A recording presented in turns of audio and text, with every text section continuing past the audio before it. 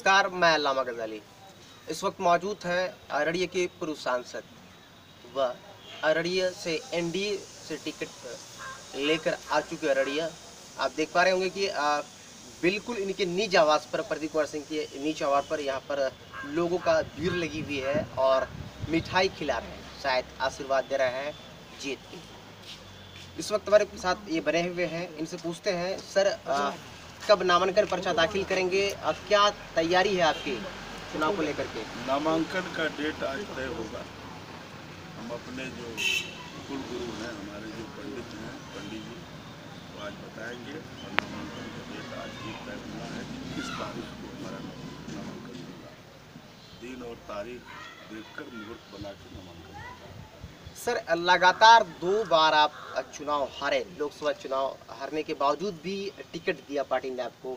आप क्या कहना चाहेंगे इस पर? कोई लोग ये भी कहना है कि भाजपा के कई लोग बागी भी हो चुके हैं इस मसले को लेकर, इस पर आप क्या कहेंगे?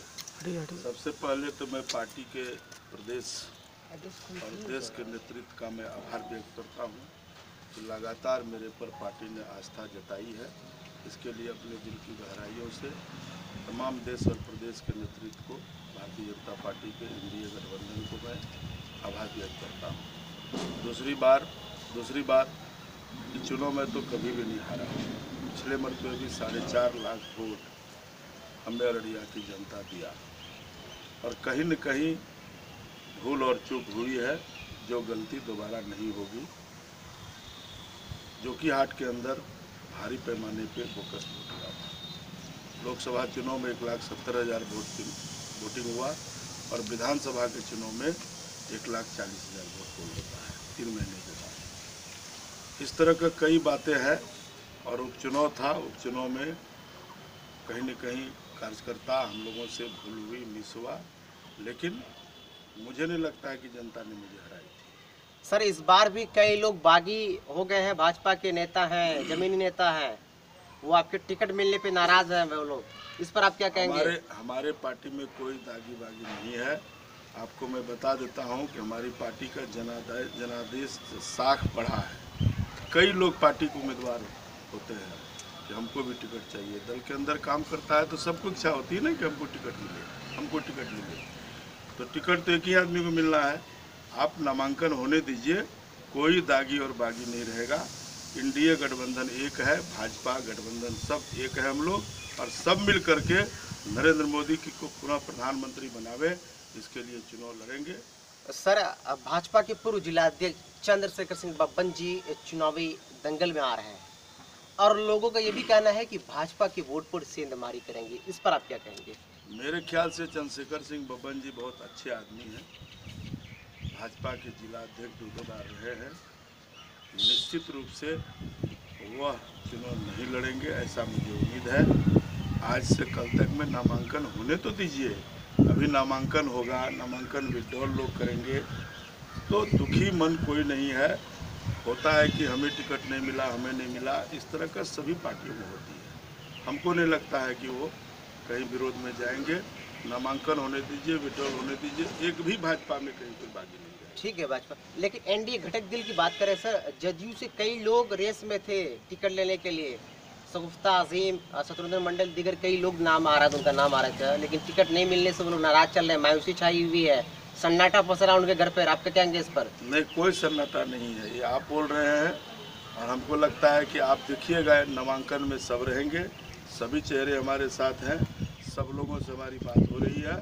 सब एनडीए गठबंधन को जिताने के लिए और नरेंद्र मोदी को प्रधानमंत्री बनाने के लिए एकजुट है। समय आने दीजिए, समय से पहले कुछ नहीं होता है। सबको इच्छा होती है कि पार्टी के अंदर काम करते हैं। जब सीट ही हो गया भाजपा का, तो भी नहीं समझ रहे हैं कि बीजेपी का सीट हो गया। अगर जेडीयू ही होता है, हमको भी कार्यकर्ता के नाते उन्हीं को मदद करना पड़ता है। इसलिए एकता है, एकजुटता है, कहीं कोई बात नहीं है। और इस तरह से कह रहे थे कि इस बार नरेंद्र मोदी की सरकार बनेगी, पुनः कमल खिलेगी। लेकिन सर आप चुनाव जीत जाएंगे तो इस क्षेत्र के लिए सबसे बड़ी समस्या बाढ़, सैलाब, इसके निराकरण के लिए क्या करेंगे आप? देखिए, इस क्षेत्र में बड़ा समस्या बाढ़ है। नदियों से फसलें बर्बाद होती है, लाखों एकड़ जमीनों की फसल बर्बाद होता है, जान माल का नुकसान होता है। ये सारा निदान हम लोग करेंगे। इस इस बार उन्हीं पर लगेंगे। और बड़ी भारी पैमाने पे यहाँ मक्का का खेती होती है, जो आज किसान मक्का बेचने के लिए गुलाबाग जाना पड़ता है। मक्के का भी एक बड़ा इंडस्ट्रीज लगे, उद्योग लगे। एजुकेशन के नाम पे यह ज़िला बहुत पिछड़ा है, उसके लिए भी चिंता करना होगा। एक मेडिकल कॉलेज हो, इंजीनियरिंग कॉलेज हो। इंजीनियरिंग कॉलेज तो बन भी रहा है, लेकिन बड़े पैमाने पे एजुकेशन का कोई टेक्निकल यहाँ पे कॉलेज नहीं है, उसकी भी व्यवस्था हम लोग करवाएंगे। भाजपा के दिग्गज नेता गृहमंत्री सिंह अरड़िया आए थे, राणा सिंह जी, उन्होंने वादा किया था कि सिक्टी वहाँ बनना है, लेकिन अब तक पुलिया नहीं बन पाई, वहाँ पे जो सड़क बननी थी नहीं बन पाई। इस पर आप क्या कहेंगे? कहाँ पे सड़क नहीं बन पाई जी? सिक्टी, बरगाछी सिक्टी, जो ये आप देखे होंगे कि आज़ादी के बाद बड़े बड़े सांसद हुए, किसी ने पुल नहीं बनवाया। बैरगाछी से लेकर रानीपुल तक 6 पुल तो मैंने सेंक्शन करवाया और बनवा दिया, और अभी टेंडर भी हो गया है। आप चले जाइए, चैनल वाले हैं, आप देख लीजिए। हमको लगता है घर और भी बन रहा है, लगभग सैकड़ों करोड़ का वर्क PWD रोड में वो टेंडर भी हो गया है, वर्क भी शुरू हो गया है। सर, कुछ लोगों ये भी कहना है कि त्रिशूलिया घाट जो है, इसकी आवाज़ प्रदीप कुमार सिंह ने उठाया था जब ये सांसद थे, लेकिन कुछ लोगों को ये भी कहना है कि मरहूम तस्लीमुद्दीन साहब की वजह से त्रिशूलिया घाट जमीन पर आई। इस पर आप क्या कहेंगे?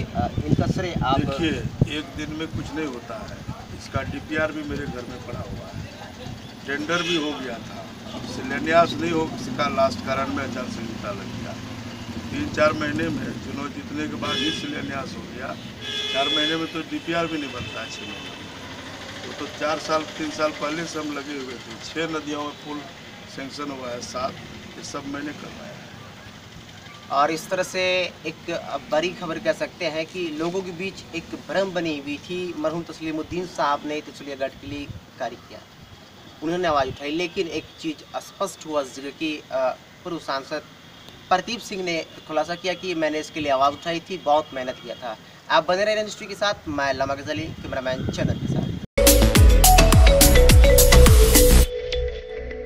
आपके शहर में पहली बार Mansa engineering and technical tiles लेकर आया है Prakash toilet, Prakash boundary, interlocking tiles, चिकाल tiles, floor tiles, fabricated steel door एवं विंडो। बदलते जमाने को देखते हुए आधुनिक मैन्युफैक्चरिंग मशीन, जिससे हम तैयार कर रहे हैं विभिन्न प्रकार की टाइल्स। आप अपनी फैक्ट्री, घर, आंगन, बरामदा को देना चाहते हैं नया लुक, या बना रहे हैं अपने सपनों का घर, तो एक बार जरूर आए। हमारा पता है Mansa engineering and technical tiles, Rampur Bodarkati, Araria 0 mile से सिर्फ 3 किलोमीटर की दूरी पर NH 57 से पूरब।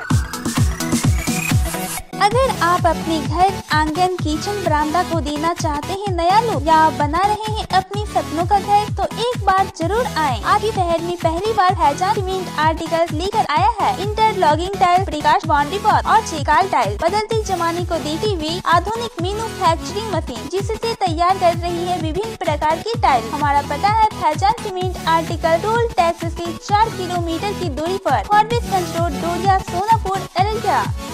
आ गया है महालक्ष्मी ज्वेलर्स, जिसका पता है ईटबी चौक, अररिया जिला का पहला हॉलमार्क ज्वेलरी शोरूम, जिसका नाम है महालक्ष्मी ज्वेलर्स। प्रिय ग्राहक, आपका प्यार और आशीर्वाद से महालक्ष्मी ज्वेलर्स निरंतर प्रगति की ओर अग्रसर है। जी हाँ दोस्तों, अब आपको दूसरे शहरों में जाकर जेवर खरीदने की आवश्यकता नहीं है, क्योंकि हमारी सोच है कि हम अपने शहर को बनाएं बेहतर। इसलिए हम लाए हैं भारत की सर्वोत्तम brand world class diamond jewellery की मान्यता प्राप्त एकमात्र विक्रेता महालक्ष्मी ज्वेलर्स। अपने मनपसंद डिजाइन एवं ऑनलाइन प्राइस देखें और प्राप्त करें हमारे शोरूम से ऑनलाइन प्राइस पर, क्योंकि हम लाए हैं ब्लू स्टोन डायमंड ज्वेलरी की मान्यता प्राप्त एकमात्र विक्रेता महालक्ष्मी ज्वेलर्स।